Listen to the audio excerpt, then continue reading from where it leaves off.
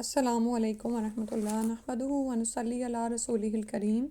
اما بعد فاعوذ باللہ من الشیطان الرجیم بسم اللہ الرحمن الرحیم رب اشرح لی صدری ویسر لی امری واحلل عقدۃ من لسانی یفقہوا قولی۔ صحیح بخاری میں کتاب الوضو ہم پڑھ رہے تھے، یعنی وضو کے بیان میں، اور اس میں حدیث نمبر 207 انشاءاللہ شروع کرتے ہیں۔ اللہم صلی علی محمد وعلی آل محمد۔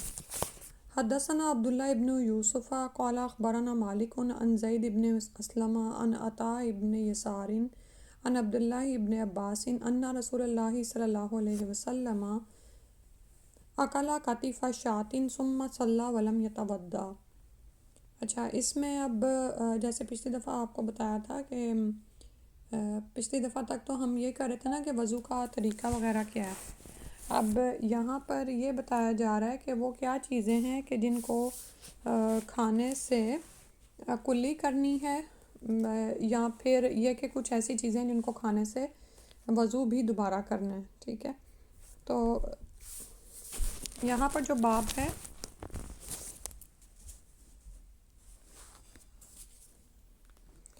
باب من لم یتوضا من لحم شاۃ والسویق واکل ابو بکر وعمر وعثمان رضی اللہ عنہم فلم یتوضؤ، کہ بکری کے گوشت اور ستو اور آگ سے پکی ہوئی چیزیں کھانے سے وضو نہ کرنا، اور ابو بکر اور عمر اور عثمان رضی اللہ عنہم نے گوشت کھایا پھر نماز پڑھی اور وضو نہیں کیا۔ یعنی یہ چیزیں کھانے کے بعد آپ کو اپنا وضو فریش نہیں کرنا پڑتا، بلکہ اسی وضو میں آپ نماز پڑھ سکتے ہیں۔ ترجمہ ہے، ہم سے عبداللہ بن یوسف نے بیان کیا، انہوں نے کہا ہمیں امام مالک نے زید بن اسلم سے خبر دی، وہ عطاء بن یسار سے، وہ عبداللہ بن عباس رضی اللہ عنہم سے نقل کرتے ہیں کہ رسول اللہ صلی اللہ علیہ وسلم نے بکری کا شانہ کھایا، یعنی جو کندھے کا گوشت ہوتا ہے نا، تھائی ٹائپ ہوتا ہے، پھر نماز پڑھی اور وضو نہیں کیا۔ تو اسلام کے شروع میں یہ حکم ہوا تھا کہ آگ سے جو کھانے پکے ہوں ان کے کھانے سے وضو ٹوٹ جاتا ہے، کیونکہ ظاہر ہے لوگ ذرا وہ شروع کا ٹائم تھا، تو منہ میں کچھ پھنس جائے یا کچھ اس طرح ہو تو خشوع خضوع میں وہ حرج آتا ہے، تو پھر یہ حکم منسوخ ہو گیا۔ اونٹ کا گوشت کھانے سے وضو ٹوٹ جاتا ہے، یہ یاد رکھیں، ٹھیک ہے۔ تو یہاں پر تو آ رہا ہے بکری کا گوشت اور ستو اور ایسی چیزیں جو آگ پر پکی ہوئی ہوں ان کو کھایا جائے تو وضو نہیں ٹوٹتا، ٹھیک ہے۔ لیکن اگر اونٹ کا گوشت کھایا تو پھر وضو دوبارہ دہرانا پڑے گا، ٹھیک ہے۔ تو امام احمد بن حنبل اور محققین اہل حدیث نے اسی کو اختیار کیا ہے۔ اگلی حدیث ہے حدیث نمبر 208۔ حدثنا یحییٰ ابن بکیر قال حدثنا لیث عن عقیل عن ابن شہاب قال اخبرنی جعفر ابن عمرو ابن امیہ ان اباہ اخبرہ انہ رأى رسول اللہ صلی اللہ علیہ وسلم یحتز من کتف شاۃ فدعی الی الصلاۃ فألقى السکین فصلی ولم یتوضأ۔ اور اس میں وہی جو ہم ابھی باب پڑھ رہے تھے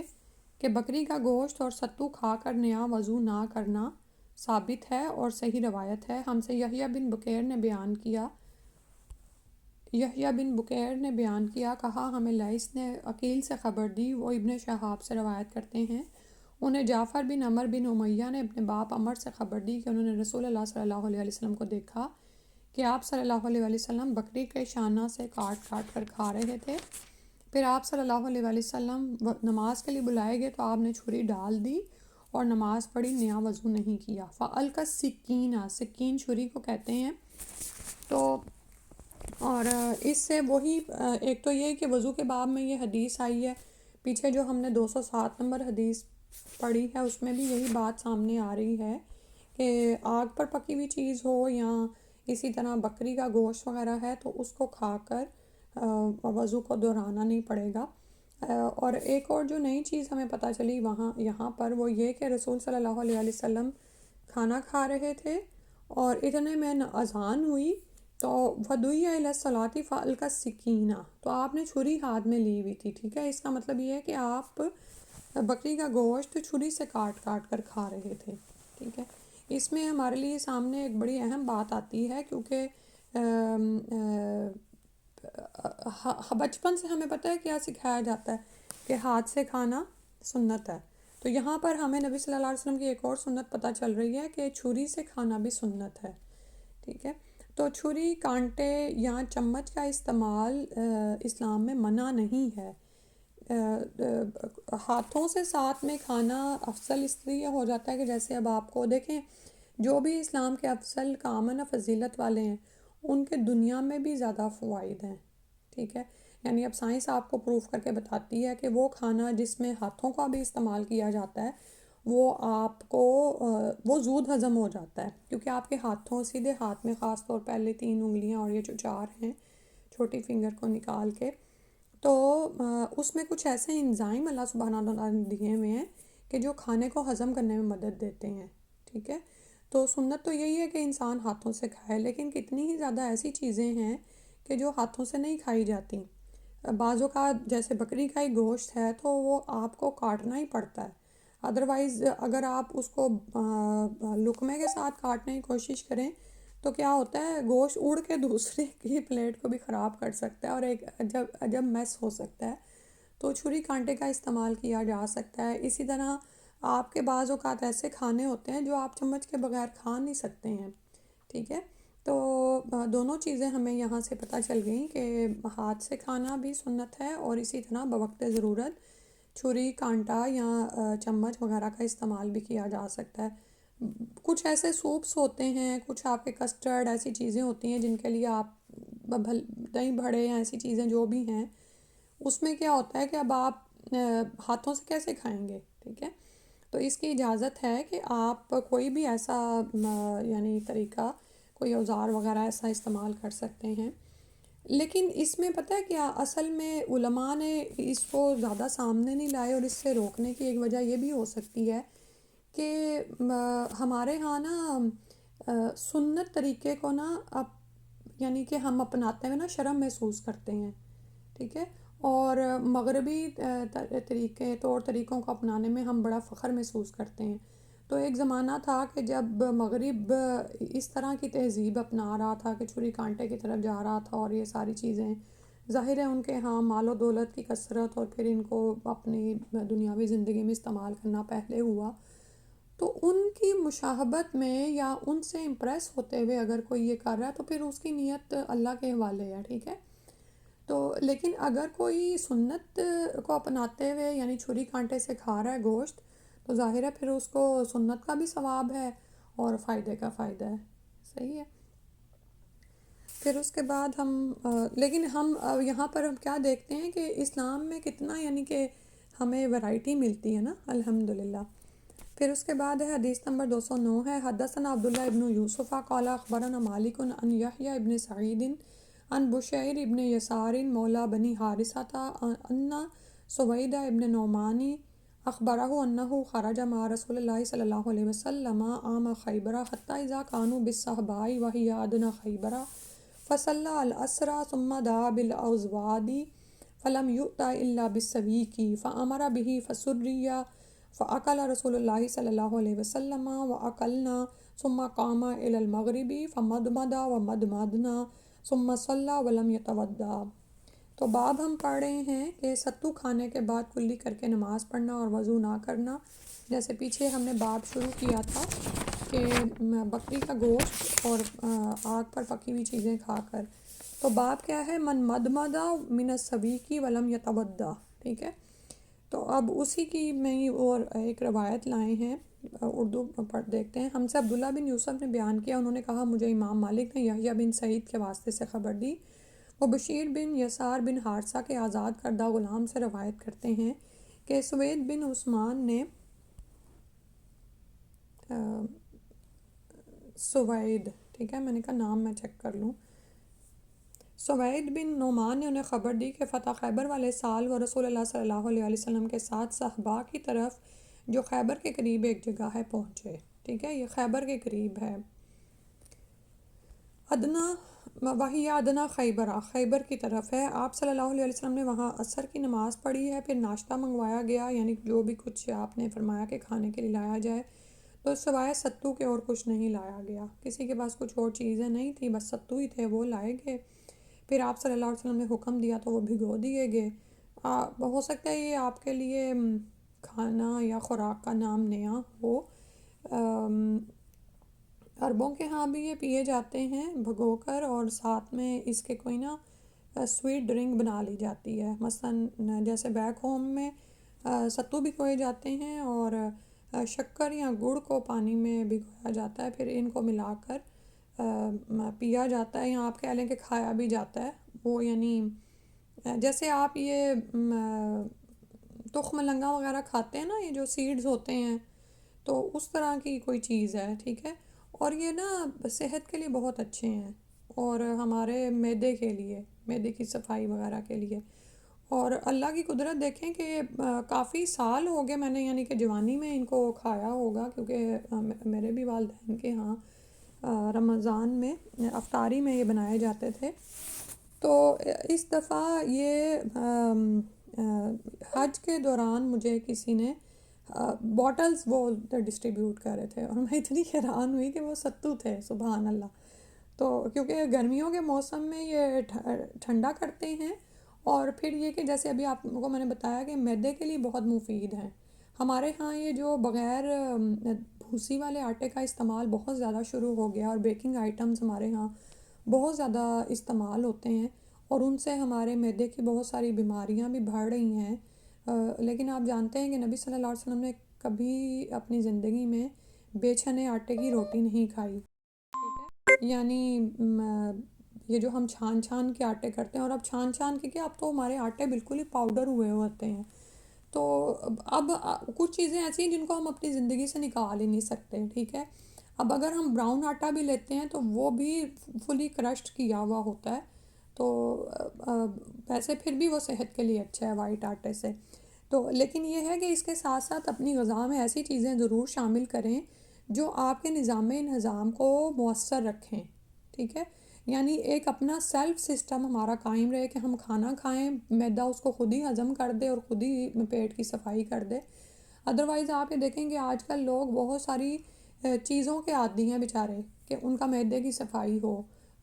چائے کافی ایسے ڈرنکس وغیرہ لے رہے ہوتے ہیں، اور وہ آپ کے نا نیچرل سسٹم کو یعنی کہ مزید خشکی کی طرف لے جا رہی ہوتی ہیں، ٹھیک ہے۔ تو یہ بھوسا یا ایسی چیزیں جو ان سی ہیں، یہ آپ کے معدے کو تری بھی دیتی ہیں، اور اس کی یعنی حاجت اور ضرورت کو پورا کرتی ہیں۔ تو خیر یہ ستو کے لیے ایک چیز میرے آئی تو میں نے آپ کے سامنے بتا دی۔ تو یہاں پر جو حدیث لائی گئی ہے نا، وہ اس لیے سویک کہتے ہیں ستو کو، ٹھیک ہے۔ اور پھر یہ دیکھیں کہ کھانے کے لیے بہت کچھ تو ہوتا نہیں تھا، نبی صلی اللہ علیہ وسلم نے فرمایا کہ جو بھی کچھ پڑا ہوا ہے لے آؤ، سب کے پاس ستو ہی تھے، وہی تھوڑے بہت جو لائے انہوں نے تو وہ بھگو دیے گئے، ٹھیک ہے۔ تو یہ اچھی ڈرنک تیار ہوگی، رسول صلی اللہ علیہ وسلم نے بھی کھایا اور ہم نے بھی کھایا، یعنی کھانے والی ایک چیز بن جاتی ہے۔ اور مغرب کی نماز کے لیے کھڑے ہوئے تو آپ نے کلی کی، یعنی نیا وضو نہیں کیا، ستو کھا کر کلی کی، کیونکہ نا تھوڑا سا جیسے میں نے کہا نا آپ کو بھوسی ٹائپ ہوتے ہیں، تو دانتوں میں یا کہیں کچھ پھنس جائے تو اس کے لیے کلی کر لینا اچھا ہے۔ تو آپ صلی اللہ علیہ وسلم نے نماز پڑھی اور نیا وضو نہیں کیا۔ اگلی حدیث ہے حدیث نمبر 210، وحدثنا اصبغ قال اخبرنا ابن وهب قال اخبرنی عمرو عن بکیر عن قریب عن میمونۃ ان النبی صلی اللہ علیہ وسلم اکل عندها کتفا ثم صلی ولم یتوضا۔ اور اس میں بھی باب وہی ہے کہ کوئی شخص ستو کھا کر صرف کلی کرے اور نیا وضو نہ کرے۔ صحیح روایت ہے، ہم سے اسبغ نے بیان کیا، مجھے ابن وہب نے خبر دی، کہا مجھے عمر نے بکیر سے، انہوں نے قریب سے، انہوں نے میمونہ زوجہ رسول اللہ صلی اللہ علیہ وسلم نے بتلایا کہ آپ صلی اللہ علیہ وسلم نے ان کے یہاں بکری کا شانہ، یعنی وہی پیچھے والی حدیث پھر ایک وہ روایت سے آ رہی ہے، بکری کا شانہ کھایا، پھر نماز پڑھی اور نیا وضو نہیں فرمایا۔ اگلی حدیث ہے حدیث نمبر 211، حدثنا یحییٰ ابن بکیر و قتیبۃ قال، دونوں نے کہا ہے حدثنا اللیث عن عقیل عن ابن شہاب عن عبید اللہ ابن عبداللہ ابن عتبہ عن ابن عباس ان رسول اللہ صلی اللہ علیہ وسلم شارب لبنن، کہ بے شک رسول اللہ صلی اللہ علیہ وسلم نے دودھ پیا۔ لبن آپ جب عمرہ حج پہ جاتے ہیں تو یہ لفظ سنتے ہی ہوں گے، دودھ کے لیے آتا ہے۔ فمدمدہ، تو کلی کی، وقالا، اور فرمایا ان لہو دسمن، کہ بے شک اس میں چکنائی ہوتی ہے، ٹھیک ہے۔ اب چکنائی تو مختلف ذرائع سے حاصل کی جاتی ہے نا، لیکن دودھ والی چکنائی جو بیک ہوم میں آپ کو یاد ہوگا کہ جب ہم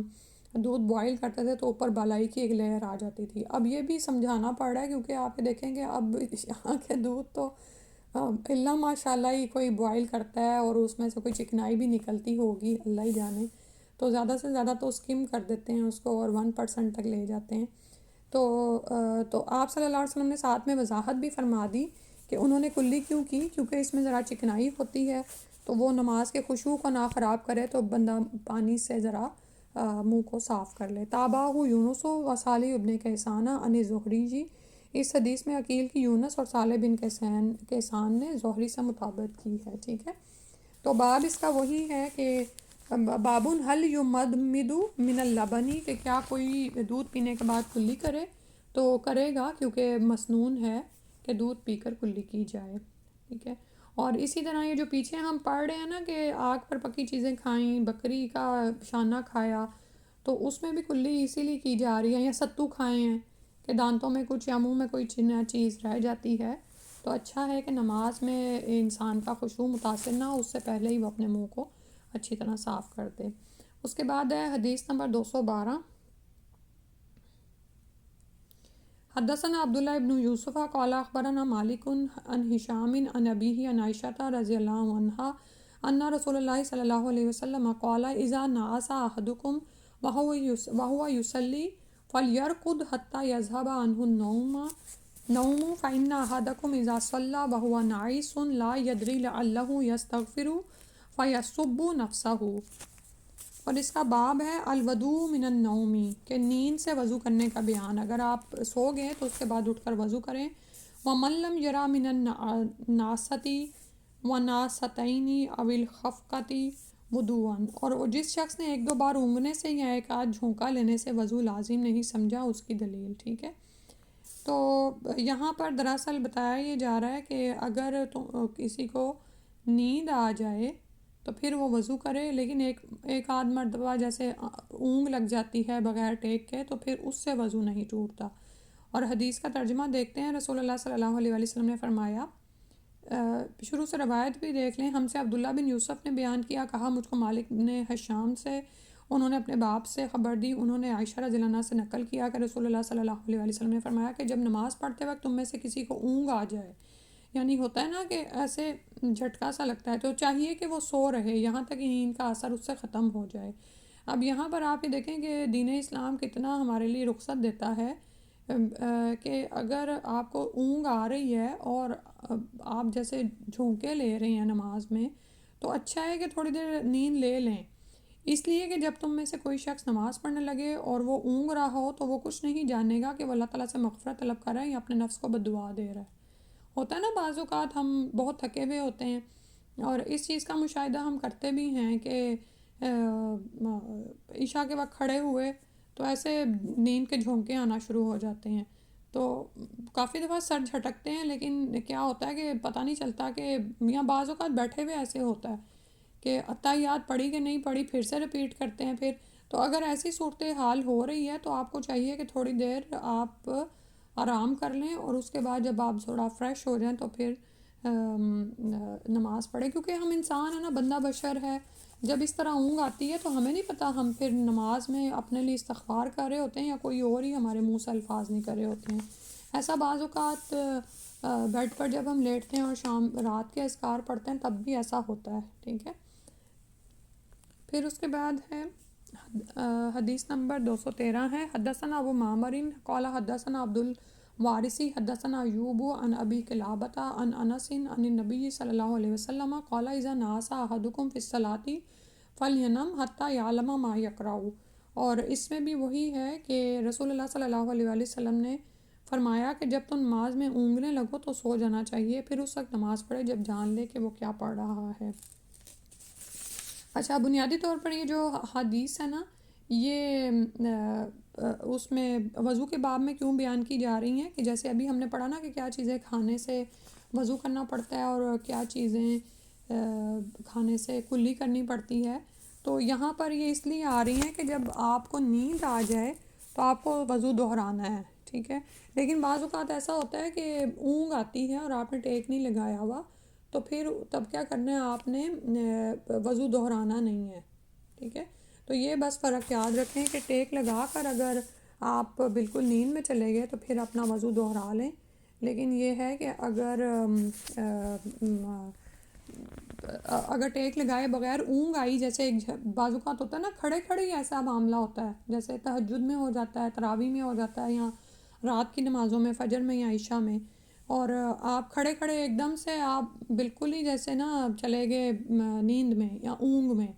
تو اس وقت وضو نہیں ٹوٹتا، ٹھیک ہے، کیونکہ آپ ٹیک لگائے ہوئے نہیں ہیں۔ پھر اس کے بعد ہے حدیث نمبر 214، حدثنا محمد ابن یوسف قال حدثنا سفیان عن عمرو ابن عامر قال سمعت انسا قال وحدثنا مسدد قال حدثنا يحيى عن سفيان قال حدثني عمرو بن عامر عن انس قال كان النبي صلى الله عليه وسلم يتوضأ عند كل صلاة قلت كيف كنتم تصنعون قال يجزئ احدنا الوضوء ما لم يحدث۔ تو اب یہاں پر جو حدیث اب ایک اور باب میں آئی ہے، اور وہ یہ ہے کہ الوضوء من غیر حدث، کہ وضو پر وضو کرنا بغیر حدث کے۔ پیچھے ہم پڑھ رہے ہیں نا کہ حدث یعنی اگر سبیلین یعنی آگے پیچھے دونوں راستوں سے کوئی چیز خارج ہو جائے تو پھر وضو ٹوٹ جاتا ہے، لیکن اگر وضو نہیں ٹوٹا تو کیا بغیر حدث کے بھی نیا وضو کیا جا سکتا ہے؟ تو اس میں وہ انس رضی اللہ عنہ سے روایت کرتے ہیں، انہوں نے فرمایا کہ رسول اللہ صلی اللہ علیہ وآلہ وسلم ہر نماز کے لیے نیا وضو فرمایا کرتے تھے۔ میں نے کہا تم لوگ کس طرح کرتے تھے؟ کہنے لگے ہم میں سے ہر ایک کو اس کا وضو کا پانی اس وقت تک کافی ہوتا جب تک کوئی وضو توڑنے والی چیز پیش نہ آ جاتی، یعنی یا سو گئے یا کوئی پیشاب یا پیخانہ وغیرہ آ گیا، ٹھیک ہے، تو ادروائز یہ ہے کہ اس میں پھر آگے بھی ہم پڑھتے ہیں، یعنی کہنے کا مطلب یہ ہے کہ جب تک آپ کا وضو نہیں ٹوٹا، تازہ وضو کرنا کچھ واجب نہیں، تو پہلے ہی وضو سے دونوں نمازیں ہو سکتی ہیں، ٹھیک ہے، تو لیکن یہ ہے کہ اگر آپ وضو پر وضو کر لیں تو بھی اس میں بھی کوئی مذائقہ نہیں ہے، اور اگر کوئی ہر نماز کے لیے تازہ وضو کرتا ہے تو یہ مستحب ہے، ٹھیک ہے،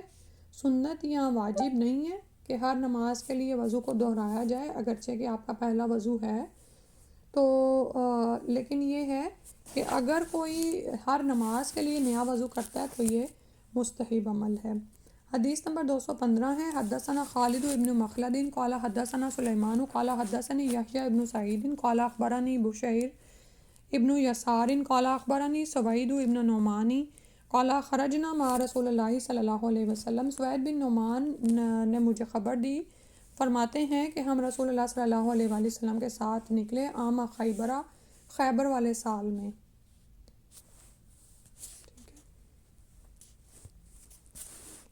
کہ جس سال فتح خیبر ہوا اس سال ہم رسول اللہ صلی اللہ علیہ وآلہ وسلم کے ساتھ نکلے، حتیٰ اذا کننا بالصحباء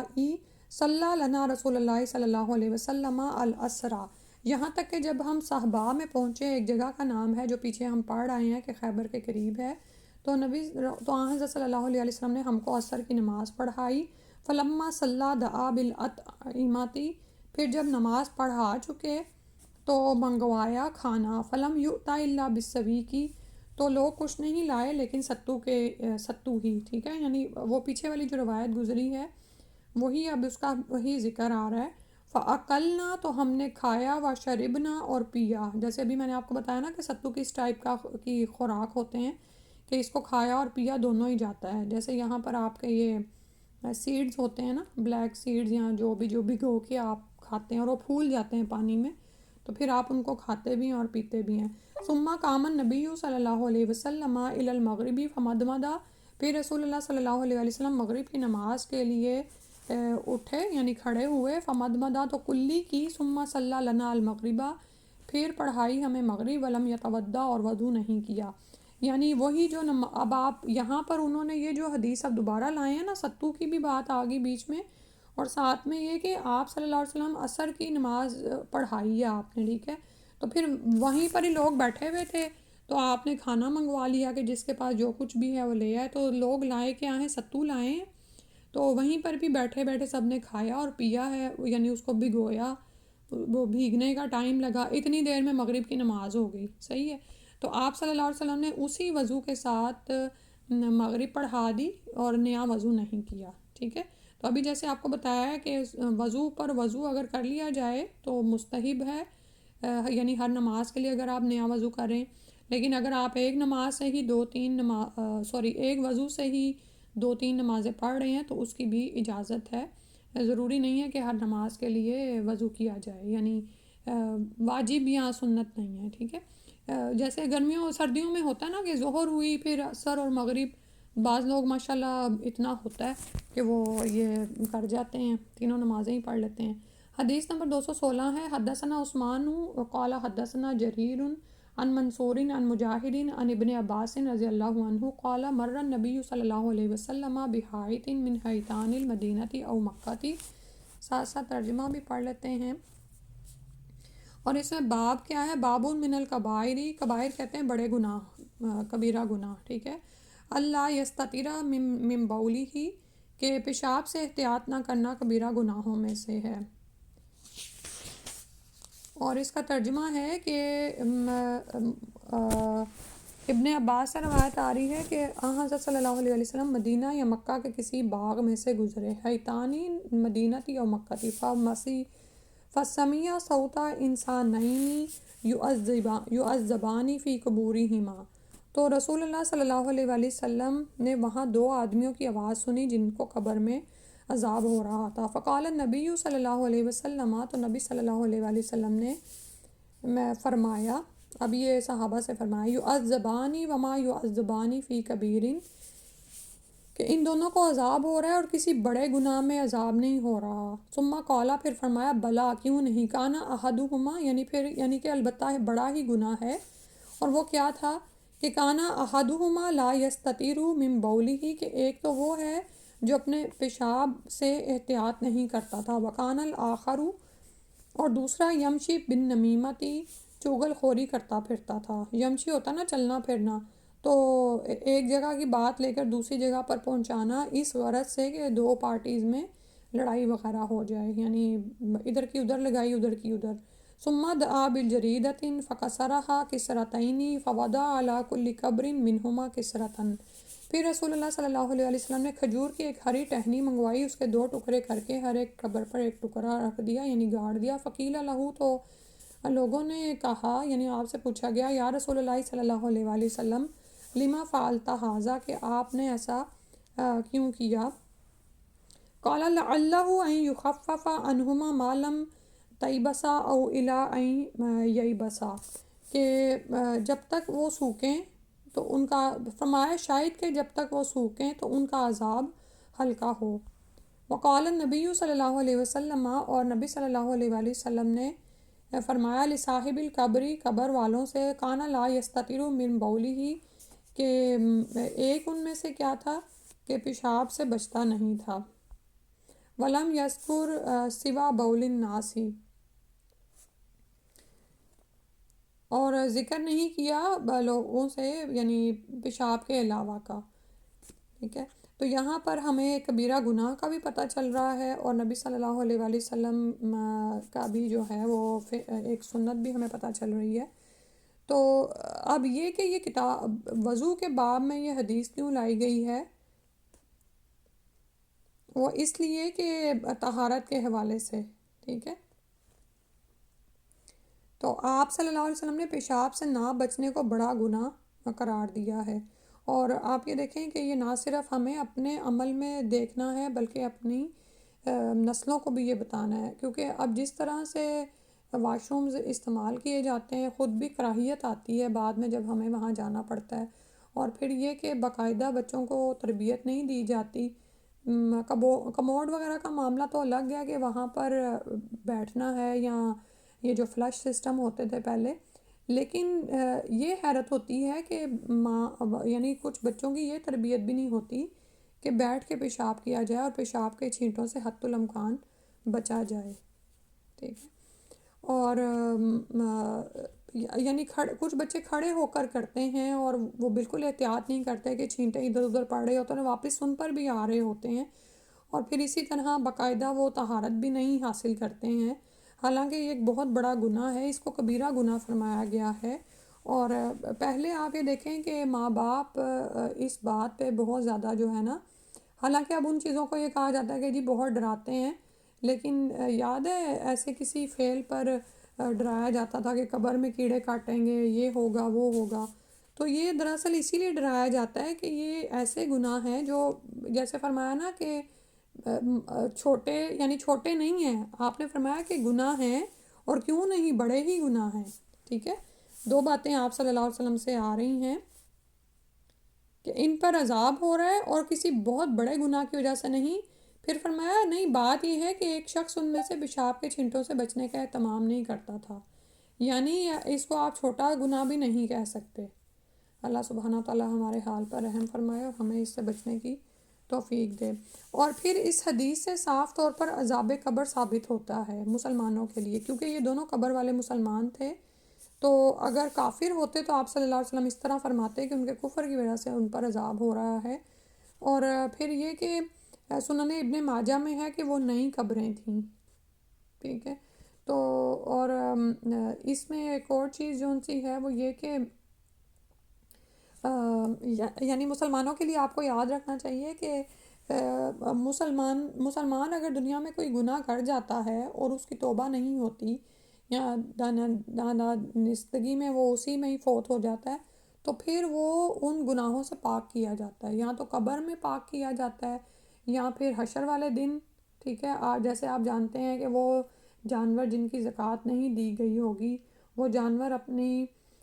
سب سے بھرپور شکل میں لائے جائیں گے اور صاحب زکوٰۃ کے اوپر سے وہ گزریں گے اور سارا دن یہی نعوذ باللہ اس کو یہ سزا دی جاتی رہے گی. اسی طرح کچھ گناہ گار مسلمان ایسے ہوں گے جو پل صراط نہیں کراس کر سکیں گے، صلہ رحمی اور اس کے امانت کے جو کانٹے ہیں وہ کھینچ لیں گے لوگوں کو اندر. تو اور آپ یہ جانتے ہی ہیں کہ پل صراط تو کراس ہی مسلمان ہی کر رہے ہیں نا. ٹھیک ہے، تو اس سے جو ہے مسلمانوں کے لیے بھی جو ہے نا وہ یعنی کہ عذاب کا ثبوت ہمیں ملتا ہے. اللہ سبحانہ تعالیٰ ہمیں معاف فرما دے اور بغیر کسی حساب کتاب کے اور عذاب کے براہ راست جنت میں داخل فرما دے. آمین یا رب العالمین. اور ایک جو چیز جو یہاں پر آ رہی ہے نا، آپ یہ دیکھیں کہ یہ آپ صلی اللہ علیہ وسلم کا ایسا عمل نہیں ہے کہ جس کی طرف آپ نے ہمیں بلایا ہو یا صحابہ کی زندگی میں ہم اس چیز کو دیکھتے ہیں. تو رسول اللہ صلی اللہ علیہ وسلم کے عمل سے کوئی یہ دلیل نہیں لے سکتا کہ جی قبروں کے اوپر درخت اگائے جائیں اور یہ سب کچھ لگایا جائے تو اس سے عذاب میں کمی ہو جائے گی. ٹھیک ہے، اور یہاں پھر یہ کہ کچھ لوگ وہاں پر ذکر اور تلاوت قرآن ہی کرتے رہتے ہیں. ٹھیک ہے، تو اور ساتھ یہ بھی دیکھیں کہ یہ تو رسول اللہ صلی اللہ علیہ وسلم کا فعل تھا. ٹھیک ہے، لیکن اس کے بعد ہمیں یہ نہیں ملتا کہ صحابہ نے اس کو بطور سنت اپنایا ہو. اور نبی صلی اللہ علیہ وسلم بھی فرما رہے ہیں اللہ یخفف عنہما، کہ ہو سکتا ہے کہ کمی واقعہ ہو جائے. ٹھیک ہے، تو کچھ لوگ کبھی کبھار اس طرح ہوتا ہے کہ کوئی درخت وغیرہ یا اس طرح کوئی وہ لگا دیتے ہیں قبروں کے اوپر. پھر اس کے بعد اگلی حدیث میں نے شاید شیئر کی تھی، یہ بھی دیکھ لیتے ہیں. ہاں، اگلی حدیث بس پڑھ کے پھر مکمل کرتے ہیں. حدیث نمبر 217 ہے. حدثنا یعقوب ابن ابراہیم قال حدثنا اسماعیل ابن ابراہیم قال حدثنی روح ابن القاسم قال حدثنی عطاء ابن ابی میمونۃ عن انس ابن مالک رضی اللہ عنہ قال کان النبی صلی اللہ علیہ وآلہ وسلم اذا تبرز لحاجته اتیته بماء فیغسل به، کہ انس بن مالک سے روایت آ رہی ہے رسول اللہ صلی اللہ علیہ وسلم جب رفع حاجت کے لیے باہر تشریف لائے جاتے تو میں آپ صلی اللہ علیہ وسلم کے پاس پانی لاتا، آپ صلی اللہ علیہ وسلم اس سے استنجا فرماتے. اچھا، اس میں جو باب ہے وہ ہے ما جاء من غسل البولی، کہ پیشاب کو دھونا. اور کیونکہ ابھی اوپر جو ہم نے وہ حدیث پڑھی نا کہ پیشاب کے چھینٹوں سے بچا جائے. ٹھیک ہے، تو طہارت کیا ہے کہ پیشاب کر کے ایک تو چھینٹوں سے بھی بچا جائے اور اس کے بعد اس کو پانی سے پاک کیا جائے، الا یہ کہ پانی نہیں ہے تو پھر تیمم کا حکم آتا ہے. اور پھر اوپر والی روایت کو یہاں پر مزید وضاحت کی گئی ہے کہ وقال النبی صلی اللہ علیہ وسلم لصاحب القبری کانا لا یستتر من بولہ ولم یذکر سوا بول الناس، کہ رسول اللہ صلی اللہ علیہ وسلم نے ایک قبر والے کو اوپر جس کا قصہ گزرا ہے یہ فرمایا کہ وہ اپنے پیشاب سے پرہیز نہیں کرتا تھا، تو آپ صلی اللہ علیہ وسلم نے آدمی ہی کے پیشاب کا ذکر کیا. ٹھیک ہے، تو کیونکہ آپ یہ دیکھیں کہ اور پھر یہاں پر ہمیں یہ پتہ چل گیا کہ یہ طہارت کا حصہ ہے کہ قضائے حاجت سے فارغ ہو کر پانی کا استعمال کیا جائے. ٹھیک ہے، اور پھر یہ کہ آپ ابھی جیسے میں بات کر رہی تھی نا کہ بچے پیشاب کرتے ہوئے پیشاب کی چھینٹوں سے بچتے نہیں ہیں، اور دوسرا پانی کا استعمال نہیں کرتے ہیں، اور پھر یہ کہ یہاں پر کچھ واش رومز میں پانی ملتا نہیں ہے. تو ایک تو یہ ہے نا کہ آپ وہ بھول گئے نادانستگی میں، اور آپ کو یاد نہیں رہا کہ آپ کسی ایسے واش روم چلے گئے ہیں کہ جہاں پر پانی ملے گا نہیں. لیکن یہ ہے کہ بعض اوقات ہم سستی اور غفلت کرتے ہیں اور ہم اس کو بڑی بات نہیں سمجھتے، اور اسی طرح ہی یعنی کہ واش روم کیا، جس طرح بھی صفائی حاصل کی، پانی نہیں استعمال کیا. تو یہ چیزیں جو ہیں نا، ایک تو یہ کہ آخرت میں عذاب کے حوالے سے بڑی ہیں، اور دوسری یہ کہ دنیا میں بھی انسان مختلف طرح کی بیماریوں کا شکار ہو جاتا ہے پانی کا استعمال مسلسل نہ کرنے سے. ٹھیک ہے، اور آپ یہ دیکھیں کہ اگر انسان کو پتہ ہونا کہ مجھے یہ کام کرنا ہے تو ٹیشوز اویلیبل ہوتے ہیں، اور پانی یہاں کے واش رومز میں بھی اویلیبل ہوتا ہی ہے. ٹھیک، تو ہر وقت یہاں تو کوئی چھوٹی بوٹل آپ کے پاس ہو یا اپنی واٹر بوٹل ہی استعمال کر لیں، یا پھر یہ کہ ٹیشوز وغیرہ کو ویٹ کر کے پانی کا استعمال کیا جا سکتا ہے. لیکن یہ وہی شخص کرے گا نا جس کے ذہن میں یہ ہوگا کہ مجھے آخرت میں یا قبر کے عذابوں سے بچنا ہے اور دنیا میں ہی اپنا معاملہ ہر وقت کلیئر رکھنا ہے. ٹھیک ہے، الا یہ کہ واقعی کوئی ایسی مصیبت میں آپ پھنس جائیں کہ وہاں پر پانی کا استعمال نہ کر سکیں، تو پھر ٹیشوز وغیرہ استعمال کریں اور گھر آ کے پھر طہارت حاصل کر لیں، اور پھر اس کے بعد وضو وغیرہ کر لیں. اور پھر یہ کہ اگر آپ کسی ایسی جگہ پر ہیں جہاں پر پانی نہیں ہے اور لیکن آپ اوپن ایریا میں ہیں اور استنجا کیا جا سکتا ہے مٹی سے، تو وہ استعمال کر لیا جائے، کیونکہ پانی کے ساتھ ساتھ مٹی بھی پاک کرتی ہے. ٹھیک ہے، تو اسی لیے ڈھیلے استعمال کیے جاتے ہیں نا. تو پھر لیکن پھر وہی بات آ جاتی کہ جب پانی مہیا ہو جائے تو پانی کا استعمال کر لیا جائے، خواہ استنجا کرنے کے لیے، طہارت حاصل کرنے کے لیے، یا تیمم سے پھر وضو پر آنے کے لیے. ٹھیک ہے، الحمدللہ اتنا ہی کرتے ہیں. آج حدیث نمبر 217 تک ہو گیا ہے. سبحانک اللہم و بحمدک، اشہد ان لا الہ الا انت، استغفرک و اتوب الیک. السلام علیکم و رحمۃ اللہ.